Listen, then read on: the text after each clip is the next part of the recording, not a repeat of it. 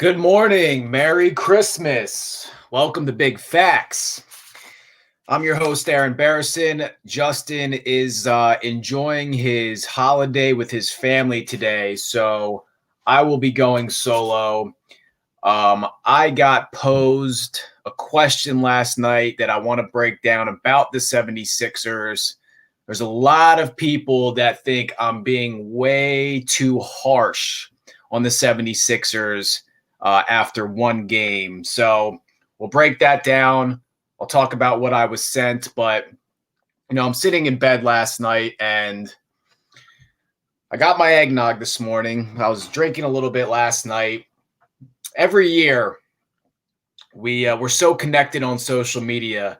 We're scrolling through Facebook, and everybody knows one or two people, a different girl or guy that has a different boyfriend or girlfriend every Christmas. Different pictures, different guy, different girl, however you want to call it. So I was given something to dissect last night because people think I'm hard on the Sixers after one game. The Sixers, to me, are just kind of like that crazy ex-girlfriend in your hometown or boyfriend, however you want to look at it. So they go from toxic relationship to toxic relationship, thinking if they could just get a good guy or a good girl, if I could just get a good girl or a good guy, I'll change and I'll be a better person and life's going to be great. So they get a good guy, and 3 months later, he's a bad guy. And then it happens again. And then it happens again. And at some point, if you're a good friend, you might tell your girl, your homie, maybe the problem is you, and there's some issues that need to be fixed and worked on before you can really succeed in a relationship. So all off season,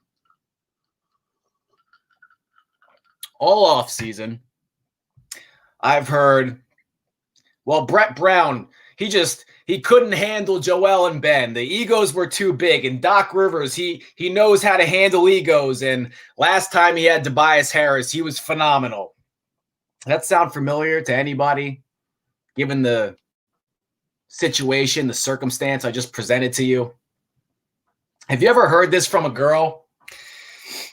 Well, my last boyfriend, he couldn't handle me. And my new boyfriend, well, he knows how to handle my personality, but my last boyfriend, he just couldn't handle me.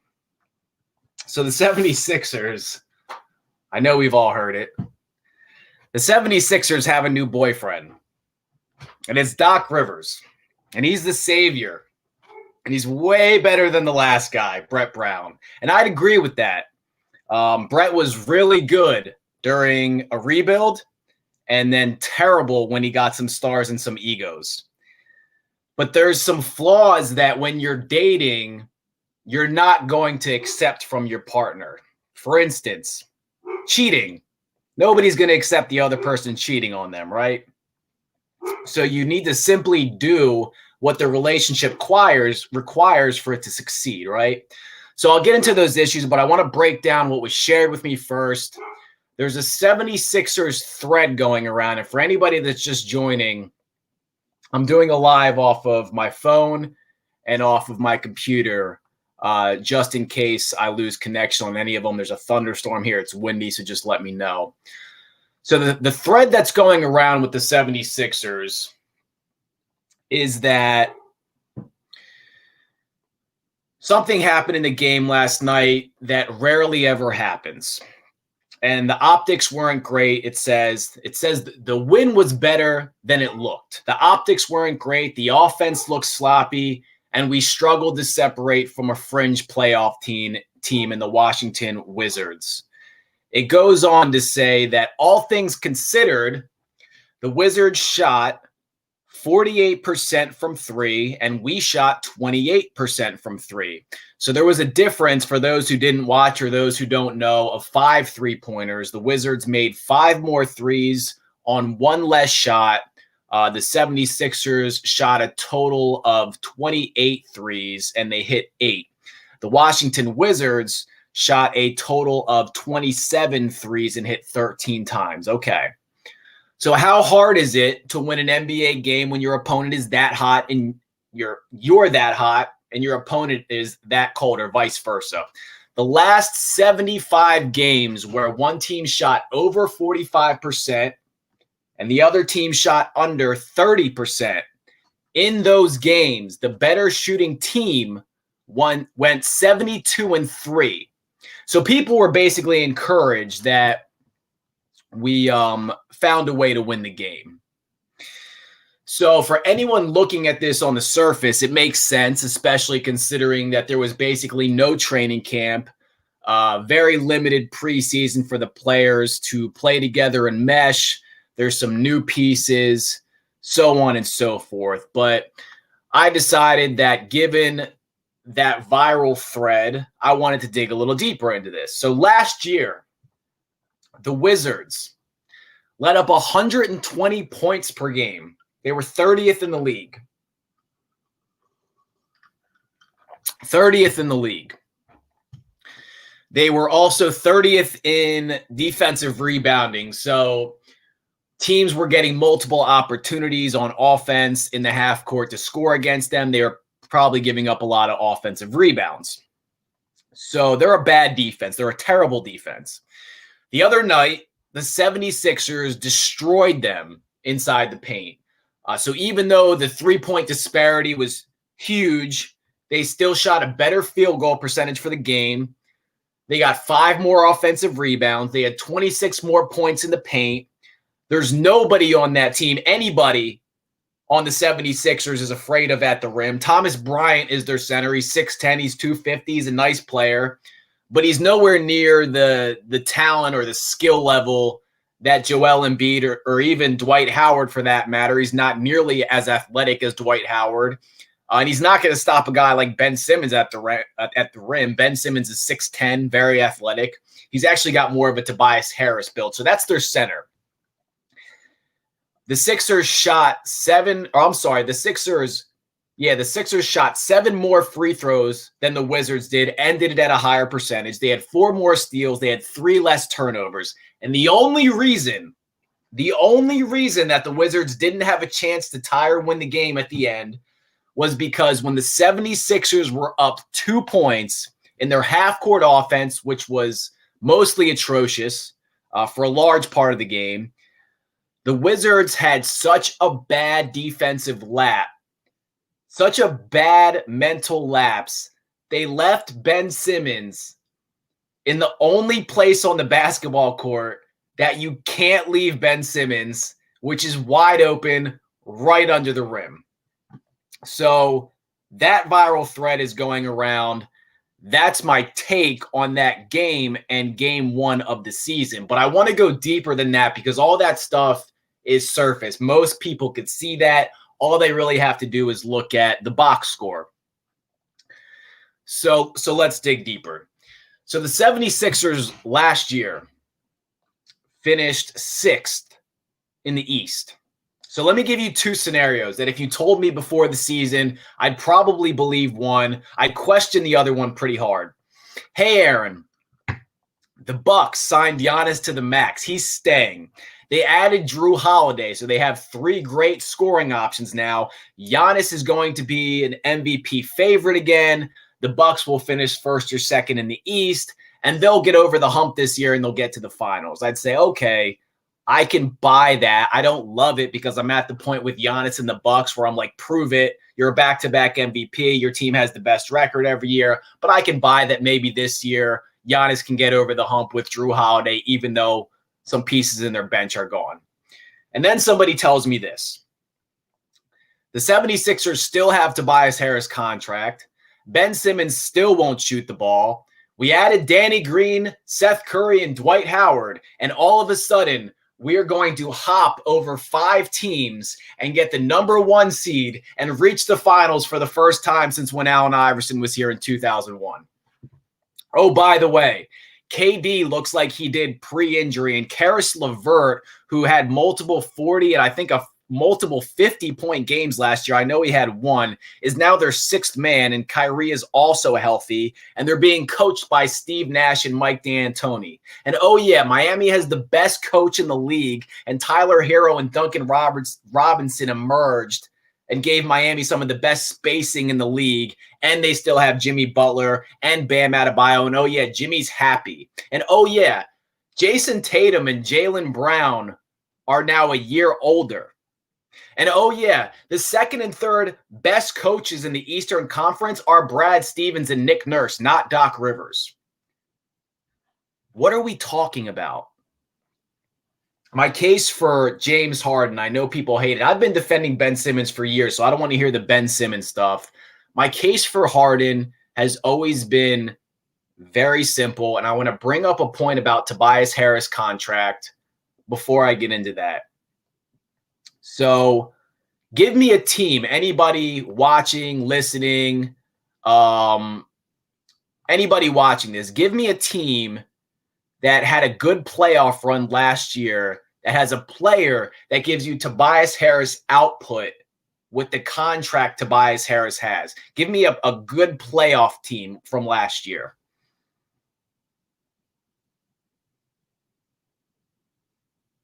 There's none. Zero. I'll give you a couple teams that have that type of contract with that type of player. And these players actually give you, I think, a little bit more, most of these players, more output than Tobias Harris gives you. Detroit's got Blake Griffin's contract. And I thought about Paul George last night. Paul George, I'm going to put him aside because for the most part, he's an all-star during the regular season and gives you good numbers and great defense. So I'm going to put Paul George's contract to the side. Similar contracts.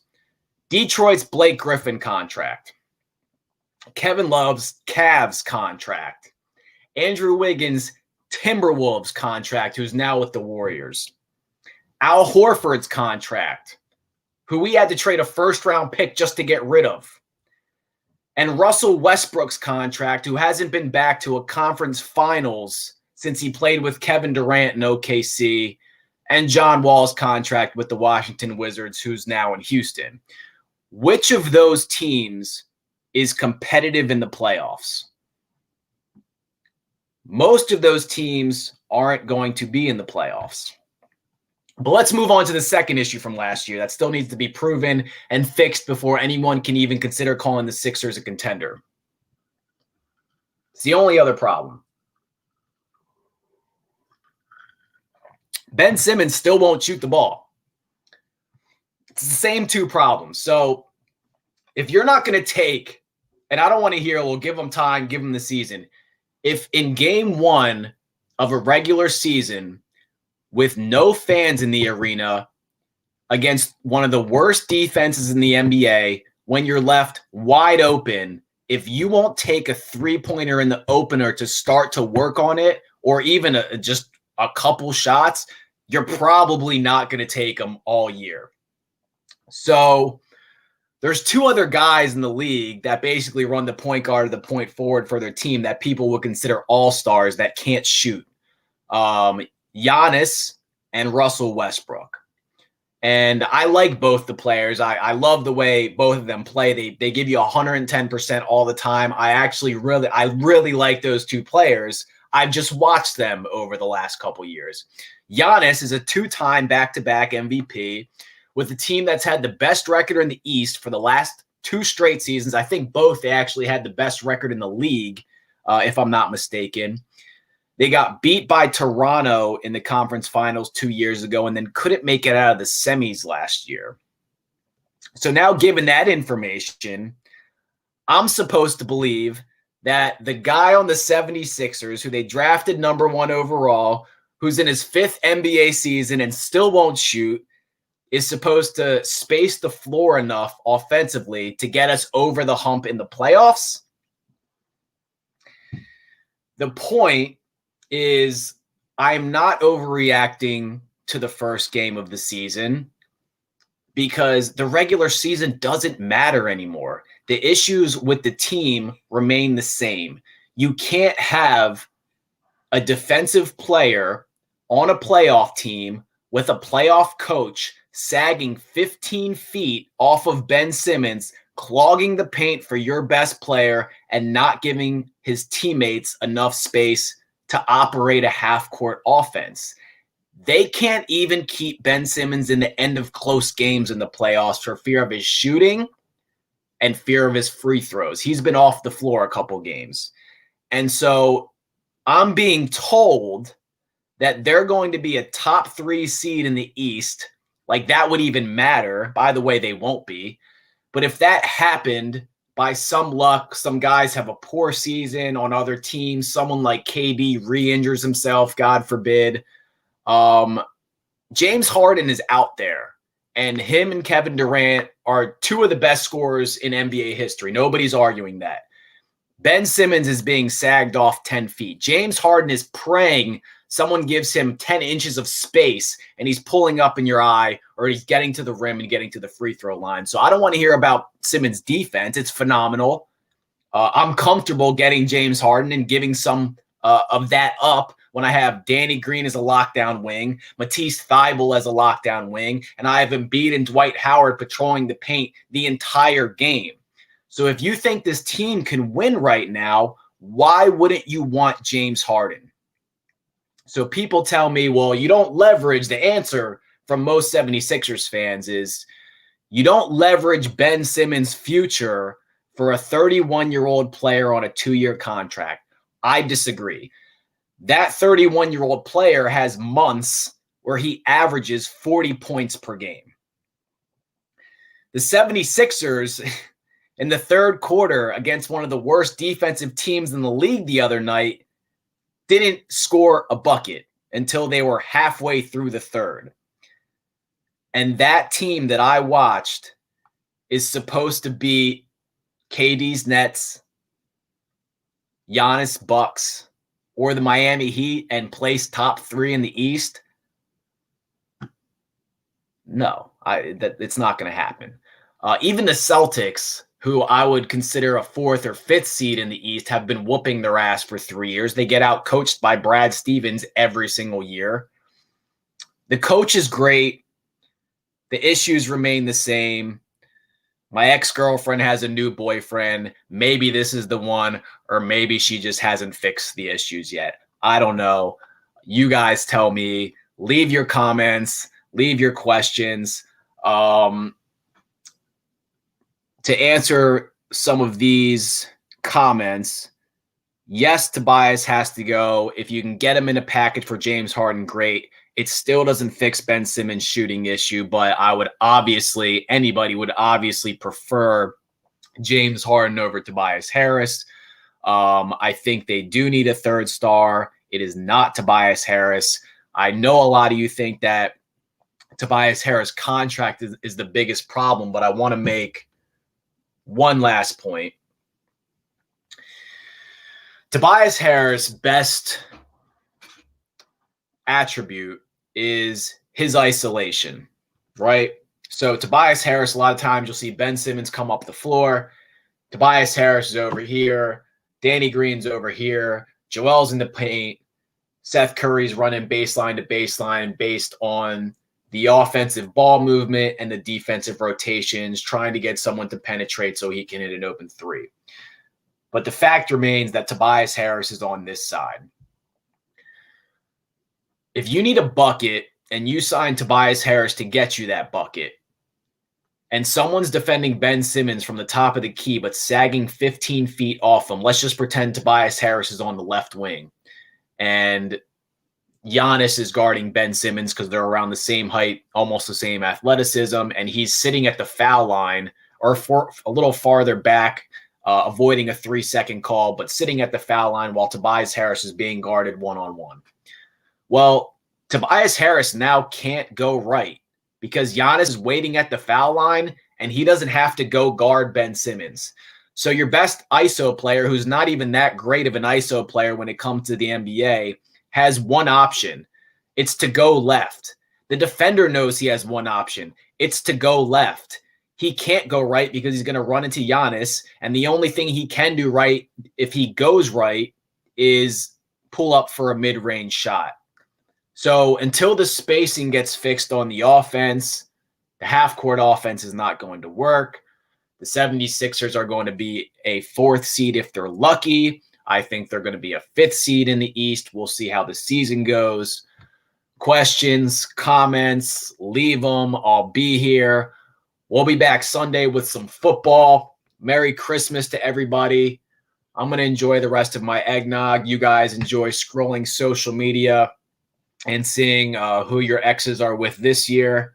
And we'll catch up on Sunday. Love you guys. Merry Christmas.